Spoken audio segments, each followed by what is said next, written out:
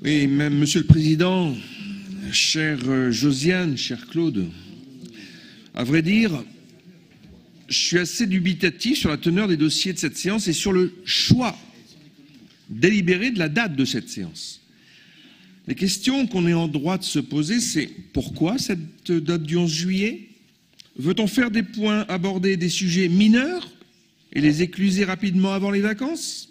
Ou est-ce l'inverse? A-t-on dédié cette séance à des points que vous considérez essentiels? Et dans ce cas, pourquoi cette date? J'étais loin de Bobigny ce matin, mais j'ai voulu absolument être présent pour intervenir sur des sujets que je considère majeurs.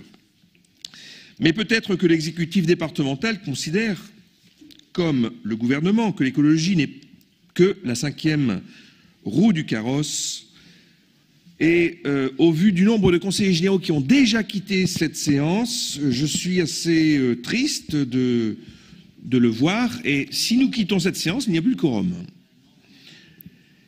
Il suffit de voir le sort réservé à Delphine Batho et la chute des crédits affectés à l'environnement pour se faire une idée de votre intérêt pour cette problématique. Et j'entends déjà les lazis et les colibés, car je vais vous répéter ici, oui, l'UDI est bien le premier parti écologiste de France.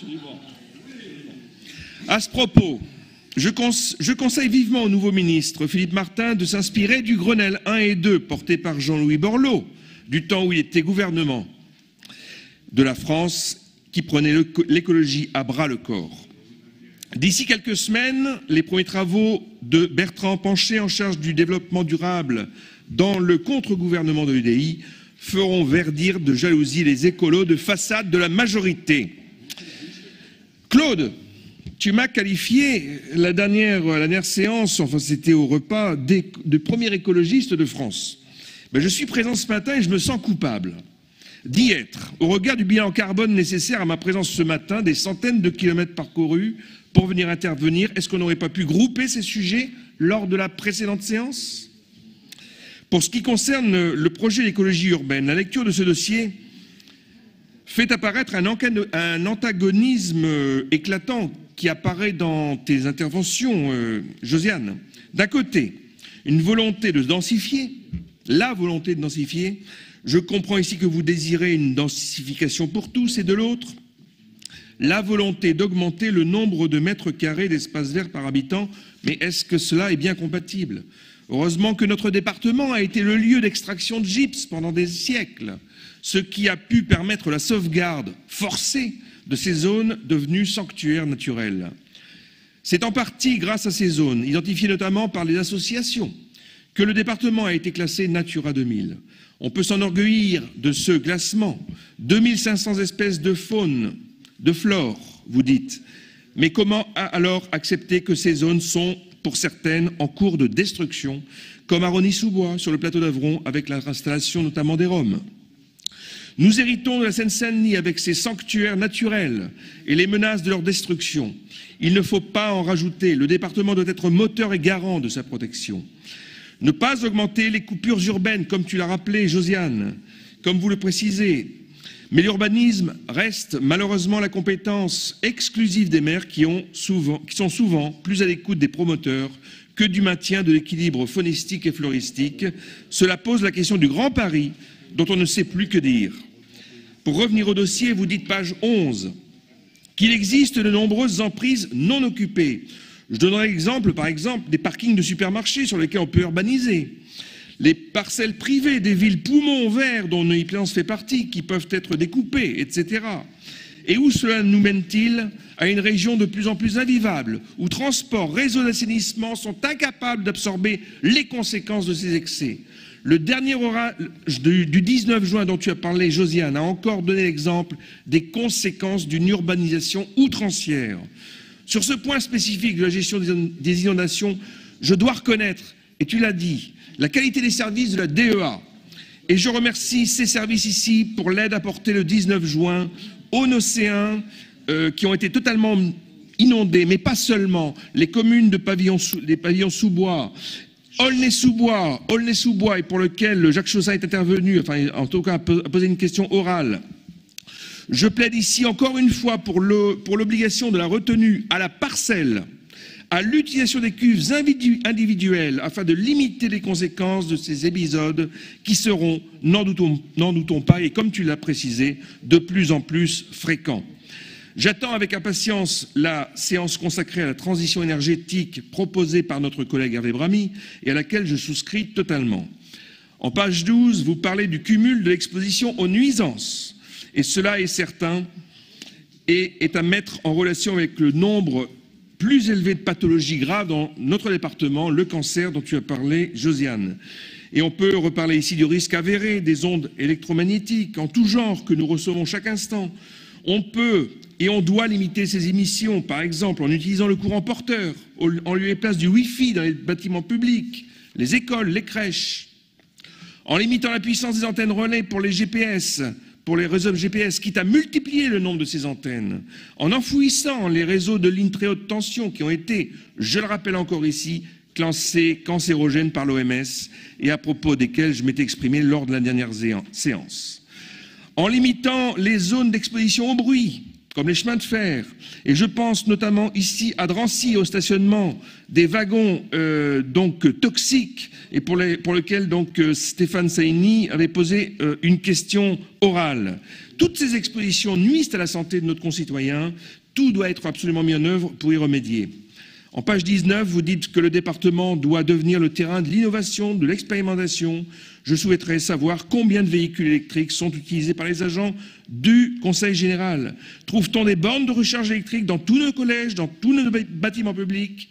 Nos collèges sont-ils en phase avec les dernières réglementations thermiques? On est loin du compte et le collège Jean Moulin de Neuilly-Plaisance en est un exemple pertinent avec une consommation très élevée de fioul et une très mauvaise répartition de la chaleur en hiver.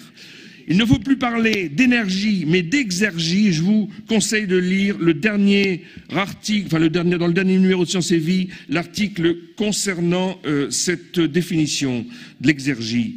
Innovation, tel est le maître mot. C'est votre troisième proposition. Énergie solaire, géothermie, récupération des réseaux de chaleur, c'est très bien, mais quel budget? La proposition 5 de l'orientation 2 me paraît excellente, avec le partenariat noué avec les organismes scientifiques. Mais il faut que chacun reste à sa place. Le Conseil général doit rester un lieu d'expérimentation, des pôles de compétitivité par exemple. Dans la proposition 2 de l'orientation 3, où il est question des secteurs sensibles aux inondations, vous dites « L'innovation et la performance technique peuvent apporter des solutions dans la construction et l'urbanisme. Bien sûr, mais il faut surtout multiplier les espaces de retenue, les espaces verts qui peuvent absorber l'eau et non plus urbaniser. » En proposition 4 de l'orientation 3, on a affaire à une phrase que je qualifierais, moi, d'hexagonale. Je vous cite. « Pour construire une ville bioclimatique adaptée au changement climatique, il s'agit d'engager une réflexion pour évaluer les conséquences de la densification sur les équipements publics et proposer un accompagnement à la densification par des actions pour le rafraîchissement de la ville grâce au développement de la trame verte et bleue de la diffusion dans le tissu urbain. » Je doute que nos concitoyens y comprennent quelque chose. Essayez de clarifier vos propos. Et puis un peu d'humour, préférons les bars où on peut se rafraîchir aux bars d'immeubles. En orientation 4, vous parlez des nuisances environnementales et notamment de l'amiante. Très bien. Un point est à rajouter au débat. Lors de la mise aux normes énergétiques des bâtiments, nous serons confrontés à la présence d'amiante. Le coût sera alors trop élevé pour le déflocage et que ferons-nous? En proposition 1, vous parlez de la pollution des sols et des anciennes friches industrielles mal connues. Le critère sanitaire est essentiel pour les projets d'aménagement, comme vous l'écrivez, surtout lorsqu'il s'agit d'écoles et de crèches. En proposition 4, il est question de la qualité de l'air. On ne peut malheureusement pas faire grand-chose à notre niveau pour la qualité de l'air extérieur, si ce n'est être exemplaire pour les véhicules électriques, le remplacement de nos chauffages conventionnels, la performance énergétique. Mais ce qui concerne l'air intérieur, il reste beaucoup à faire, et notamment sur le faire savoir dont vous parlez souvent dans le document. La présence d'une pollution intérieure par les formaldéhydes est très élevée, surtout dans nos bureaux. L'aération des locaux est essentielle. L'Observatoire de la qualité de l'air intérieur fait de bonnes propositions. C'est un sujet de santé publique qu'il convient de porter à la connaissance de tous. En résumé, des propositions intéressantes existent dans ce document, mais elles sont en contradiction avec la politique actuelle d'urbanisation à tout va et resteront des vœux pieux, à mon avis, si les crédits pour leur mise en œuvre ne sont pas dégagés. À la lueur des récentes décisions budgétaires gouvernementales, je crains le pire pour les habitants de Seine-Saint-Denis. J'interviendrai ensuite pour le deuxième point d'aujourd'hui, donc le schéma pour un environnement vert en Seine-Saint-Denis, qui sera beaucoup plus court. J'aimerais donner simplement mon avis, et je répéterai donc cet antagonisme entre d'un côté densifier et de l'autre côté mettre sous cloche certaines zones vertes. Il faut les développer, ces zones vertes, c'est l'inverse. En page 2, vous donnez des éléments qui font de la Seine-Saint-Denis un territoire remarquable d'un point de vue environnemental, c'est vrai. Et vous citez par exemple le Triton Crété, la couleuvre à collier, etc. Il faut rappeler l'importance de ce comptage pour cette identification du rôle des associations de protection de la nature qui ont œuvré largement pour cette reconnaissance. Vous citez dans la restitution de l'avis sur le schéma d'environnement vert de septembre 2009 la liste des associations ayant participé au groupe de travail. Très bien, mais dans les grandes priorités identifiées, l'on trouve surtout des éléments liés à l'utilisation des zones actuelles, des associations d'utilisateurs, et peu sur la nécessité de continuer les comptages des espèces protégées et les actions à mettre en œuvre pour continuer. Certes, pour le commun des mortels, une zone verte est une zone verte, mais l'œil du naturaliste, de l'entomologiste, de l'herpétologue, de l'ornithologue décèlera un enrichissement ou un appauvrissement du milieu. De nouveaux comptages sont nécessaires afin de valider la richesse de notre faune et notre flore. Encore une fois, vous parlez de densification très ambitieuse pour le territoire. Comment arriver et comment conserver ces 12 mètres carrés par habitant que vous souhaitez ? Dans le point 2, orientation 1, vous affichez votre désir de préserver le réseau d'espaces verts publics pour la qualité de vie en Seine-Saint-Denis. Je vous rappelle, Monsieur le Président, que les communes de Rosny-sous-Bois et de Neuilly-Plaisance, par le truchement de la création d'un SIVU, syndicat intercommunal à vocation unique, sont toujours en attente du remboursement par le Conseil général des terrains familiaux acquis par les villes. C'était une promesse de vos prédécesseurs, jamais tenue. Encore une fois, une volonté affichée, mais des actes ne suivent pas. En page 4, vous dites l'importance de l'arbre en ville. Et je ne peux que souscrire à cette vue. Et d'autres moyens existent pour rafraîchir la ville. Toiture végétalisée, murs végétalisés, c'est un domaine où la recherche a toute sa place. Et je donnerai l'exemple d'un béton mis au point par l'Université de Catalogne qui absorbe une partie de l'eau de pluie pour couvrir ce mur de mousse et de lichen qui augmente l'efficacité énergétique de ces murs tout en favorisant les baisses d'émissions de CO2. L'accès au parc et espace doit être également permis aux handicapés et je vois avec satisfaction qu'il y a une accessibilité de plus en plus grande. Dans les ressources au service des acteurs locaux, je pense très efficace le point 5 des appels à projets. Suscitant des réalisations ambitieuses dans le domaine de l'environnement, il faut multiplier les appels à projets. Globalement, ce schéma vert est positif, mais encore une fois, comment développer, enrichir la biodiversité, alors que les derniers sanctuaires sont menacés par une volonté folle de densification, des ruptures, comme vous l'avez souligné. Il ne faudrait pas que, dans un avenir proche, l'environnement dans notre département ne se conjugue qu'au passé. Je vous remercie. Chers collègues, il est 13 h.